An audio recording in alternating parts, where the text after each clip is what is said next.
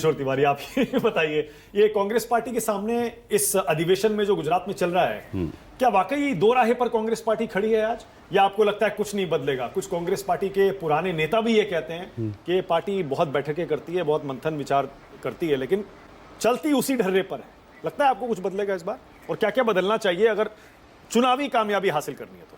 नहीं, दरअसल मुझे लगता है कि जो सवाल आपने शीतल सिंह जी से पूछा था, थोड़ा सा जो है उसको सॉफ्ट तरीके से आपने मुझसे पूछ दिया कि अब क्या क्या करना चाहिए। लेकिन चलिए, मैं उस ट्रैप में नहीं फंसूंगा मानक जी, ना शीतल जी फंसे ना मैं फंसा। लेकिन मैं एक बात कहूंगा, जो मुद्दे शीतल जी ने कहे कि एड्रेस करने चाहिए थे, वो क्या कांग्रेस कर रही है? कोर्ट, पुलिस, या जो इन मुद्दों पर जो बात होनी चाहिए वो करनी चाहिए, या व्यक्तिगत तौर पर कुछ लोगों पर प्रहार कर रही कांग्रेस क्या कर रही है? प्रश्न ये है। जो दिशाहीनता की बात अभी थोड़ी देर पहले संजय जी ने भी कही, अब यहां पर आप कह रहे हैं कि दो राह है, मुझे तो पता नहीं कितनी राह है, मुझे नहीं मालूम। हां, बैठकों से, चिंतन से, मंथन से, ये इस पूरी अधिवेशन को अगर मैं देखूं तो इसको तीन भागों में मैं बांट सकता हूं मानक जी। पहला तो यह कि रणनीतिक तौर पर मुझे लगता है कि एक अच्छा डिसीजन है, क्योंकि अगर आप सीधे शेर की मान में जाकर उसको ललकारने का साहस कर रहे हैं तो करना चाहिए, लेकिन इसके साथ में राइडर यह है कि क्या आपकी उतनी तैयारी है? तो शायद तैयारी वो कुछ सोच रहे होंगे, कर रहे होंगे। अब दूसरी बात यह है कि वहां पर जिस तरीके से नेतृत्व को लेकर, वहां पर जो भी हो, प्रधानमंत्री नरेंद्र मोदी के नाम पर चुनाव होता है, उन्हीं के नाम पर सारे वोट भी पड़ रहे हैं। अब वहां पर मुख्यमंत्री कौन है कौन नहीं है, और जो 2017 की बार बार बात हो रही, वहां पर ध्यान रखना पड़ेगा। ना सिर्फ उस समय पटेल वाला मुद्दा था, हार्दिक पटेल भी आज की तारीख में भारतीय जनता पार्टी के पास में है, और उसके बाद आम आदमी पार्टी का वोट 13-14% कहां चला गया, उसके बाद का चुनाव था वो भारतीय जनता पार्टी अपने पास लेकर आ गई। अगर उस तरीके से आप देखेंगे तो वो सब चीजें तो बहुत ज्यादा नहीं मायने रखती। लेकिन तीसरा जो सबसे महत्वपूर्ण मामला है, वहां पर एक किताब बांटी गई है, पटेल ए लाइफ। इस डिबेट में मुझे लगता है रिटॉरिक्स में जैसे ही कांग्रेस फंसती है, मतलब पंकज जी बेटर जानते हैं, बहुत बेहतर तरीके से उन्होंने कांग्रेस कवर किया, हमसे भी ज्यादा वरिष्ठ है वो कांग्रेस जब कवर कर रहे थे। लेकिन अब पटेल ए लाइफ पे जैसे ही आप चर्चा करेंगे कि पटेल और नेहरू के बीच में संबंध कैसे थे, मुझे लगता है कि चर्चा इस बात पे होनी चाहिए जो शीतल सिंह जी जो मुद्दे उठा रहे थे। अब आप कहेंगे कि नहीं, पटेल और नेहरू में संबंध बहुत अच्छे थे, तो उसके तुरंत बाद जो है दुर्गादास जो उस समय जो पत्रकार थे, उनकी किताब आ जाएगी कर्जन वाली। उसमें जो वो कह रहे हैं कि मतलब जब खत्म हुए पटेल मुंबई में, तो नेहरू जी ने रोक दिया राजेंद्र प्रसाद और तमाम मंत्रियों को। क्या कन्हैयालाल मालिकदास मुंशी लिखते हैं। अच्छा, ये लिख कौन रहे हैं?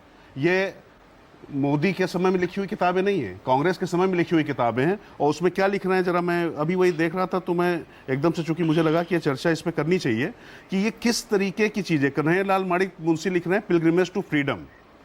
इसमें लिख रहे हैं जब सरदार का मुंबई में देहांत हुआ, उस समय जवाहरलाल ने अपने मंत्रियों और अधिकारियों को निर्देश दिया कि वो दाह संस्कार में शामिल होने के लिए बंबई ना जाएं।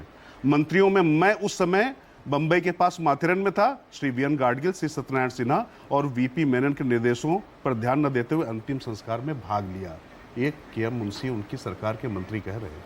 इसी तरीके से राजेंद्र प्रसाद जो है, वो भी उस पर बात आ रही कि पटेल के देहांत ने पूरे देश को शोक में डाल दिया। नेहरू की आपत्ति को दरकिनार करते हुए प्रसाद मुंबई हवाई जहाज से गए, और राजेंद्र प्रसाद ने इस मामले में प्रधानमंत्री की सलाह को अपने लिए बाध्यकारी नहीं माना, क्योंकि नेहरू जी का तर्क यह था कि मंत्री के निधन पर नहीं जाना चाहिए। मैं ये कह रहा हूं कि इस आपको थोड़े बहुत आपको संस्मरण सुना रहा हूं। इस डिबेट में कांग्रेस को जाने की आवश्यकता मुझे लगता नहीं थी, क्योंकि जैसे ही गुजरात के अंदर खासतौर से पटेल और नेहरू की बात होगी तो उसके बाद वाकई आज की राजनीति में गुजरात में सरदार पटेल इतना इंपॉर्टेंट फैक्टर है क्या? कल्ट वहां पर सरदार पटेल ही है। मुझे लगता है कि जो लोग वहां पर गए, कल्ट, ये बात पंकज जी भी मानेंगे, वो भी मानेंगे, वहां पर कल्ट सरदार पटेल है। सरदार पटेल के इर्द गिर्द और पटेल के इर्द गिर्द तो राजनीति वहां पर बहुत ज्यादा घूमती है। अगर वो नहीं होते तो क्यों इस बात की जरूरत पड़ रही है कि पटेल ए लाइफ वहां पर जो है, और उस पर बाकायदा कल चर्चा है। आप देखें साबरमती फ्रंट पर उस पर चर्चा है। मैं कह रहा हूं इस चर्चा के जरिए अगर कुछ वैसे बाकी शानदार तथ्य आते हैं तो कांग्रेस को उसमें सफलता मिलेगी।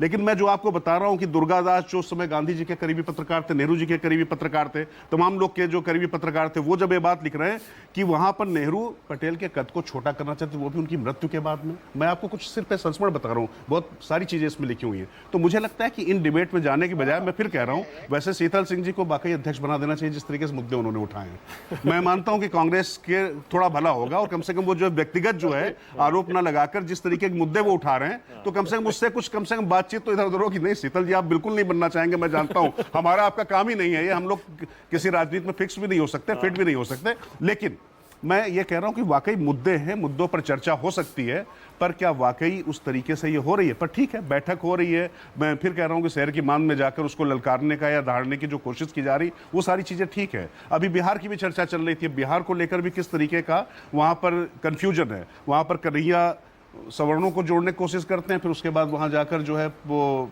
एक वो आर्थोपेडिक सर्जन आ जाते हैं, आर्थोपेडिक सर्जन आने के बाद में किस तरीके से फिर जो है राजनीति दूसरी तरफ चली जाती है। तो मुझे लगता है कि इस पे थोड़ी सी स्पष्टता की जरूरत है और मुझे लगता है पटेल और नेहरू के चक्कर में नहीं फंसना चाहिए।